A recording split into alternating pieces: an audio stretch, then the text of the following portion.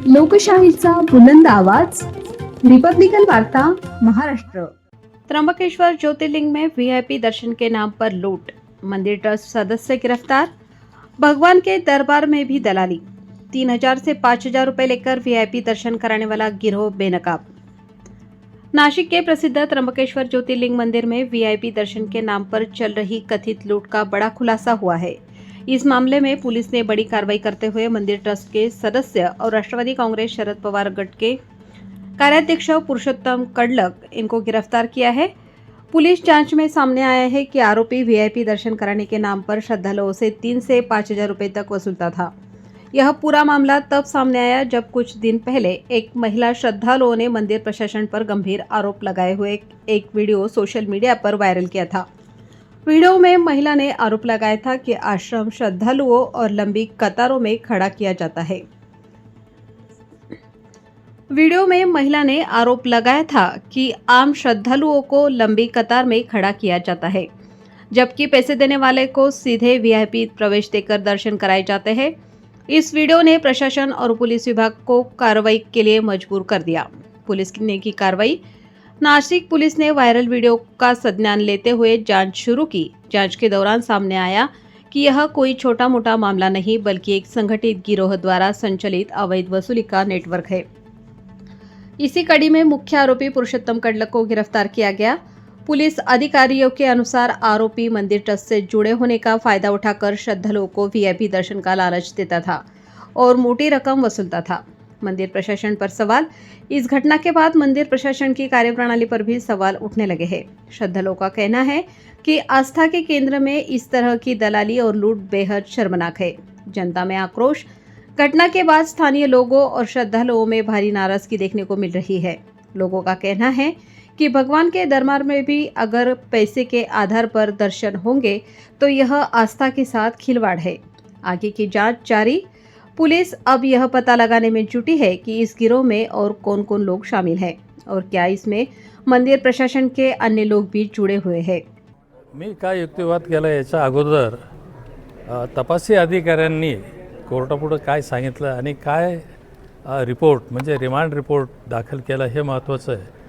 त्यांनी असं सांगितलं की ह्या गुन्ह्यामध्ये पुरुषोत्तम कडलक यांचा देखील समावेश आहे, सहभाग आहे आणि त्यामुळं त्यांची पोलीस कस्टडी पाहिजे असं त्यांचं म्हणणं होतं।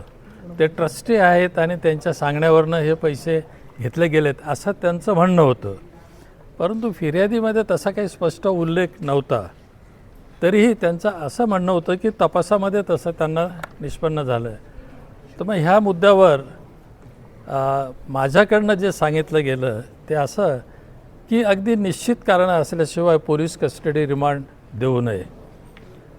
निव्वळ असेल नसेल शक्यता आहे ह्या गोष्टी विचारात घेता येत नाही असं माझं म्हणणं आहे। त्यामुळे देऊ नये असं मी कोर्टाला सांगितलं आणि मग शेवट कोर्टाने इतरही गोष्टी त्यात ऐकून घेतल्या। माझं असं पूर्ण म्हणणं होतं की हे जे फिर्यादीमध्ये त्यांनी नमूद केलं आहे की काही आरोपींनी पैसे घेतले आणि फसवणूक केली, तर माझं असं म्हणणं होतं की हा फसवणुकीचा प्रकारच नाही आहे।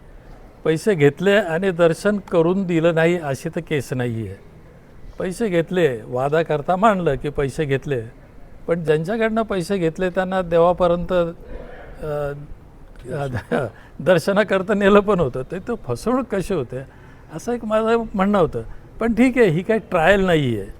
ह्या सगळ्या गोष्टी ज्यावेळेस ट्रायल सुरू होते त्यावेळेस याचं महत्त्व आहे आणि त्यावेळेसच याच्याबाबत कोर्ट निश्चितपणे काही निकाल देऊ शकते।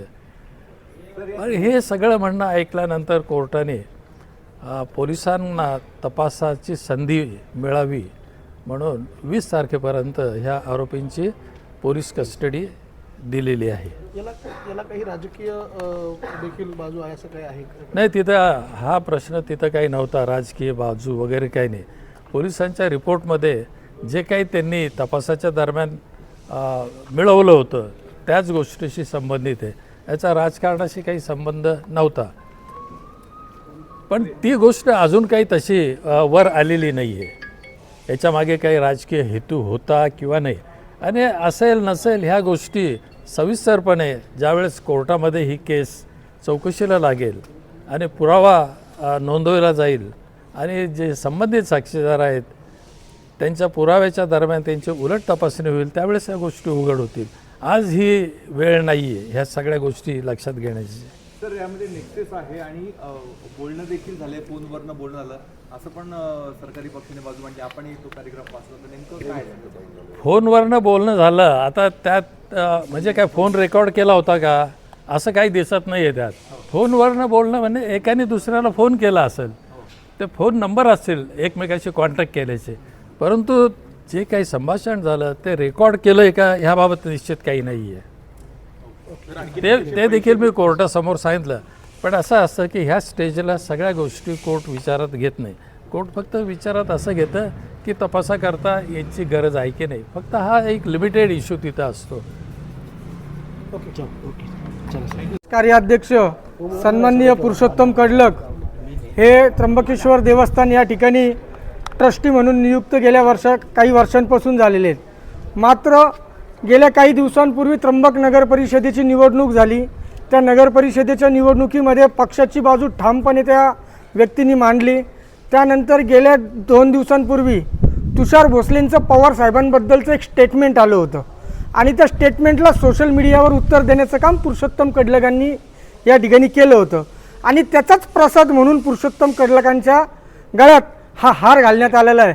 याच्यामध्ये भाविकांना दर्शन देणं किंवा काय हे एक ट्रस्टी करू शकतो, दर्शन दिलं असेल, पण पैसे दुसरं कोणी घेतलं असेल हे निष्पन्न न होताच त्यांच्यावर कारवाई केली जाते. त्यांना बोलवलं, कुठलीही नोटीस न पाठवता त्यांच्यावर डायरेक्ट कारवाई. काल रात्रीपर्यंत तर सगळं व्यवस्थित होतं, मध्यरात्रीतूनच असं काय कडलकांना डायरेक्ट अटक केलेली आहे. याच्यामध्ये मग अटक जर करायची आहे तर बाकीचे पण तिथे बडे बडे हस्ती म्हणजे राजा लेवलचे लोक त्या ठिकाणी ट्रस्टी आहेत, त्यांची पण चौकशी करावी. त्यांच्याही माध्यमातून बरेचसे दर्शन होतात. रोज त्या ठिकाणी लाखो लोक आहेत, त्यापैकी हजारो लोकांची VIP दर्शन होतात. ते कशा पद्धतीने होतात याचीही चौकशी केली पाहिजे. उगाचच पक्षाची बाजू सांभाळणाऱ्या कार्यकर्त्याला, विरोधी पक्षाच्या कार्यकर्त्याला अडकवण्याचं काम हे सत्ताधारी पक्षाकडनं होतं आहे. याच्यामध्ये दुसरा काही एक ट्विस्ट नाही. नाशिक से संदीप द्विवेदी की special report. Subscribe now and press the bell icon. Never miss an update.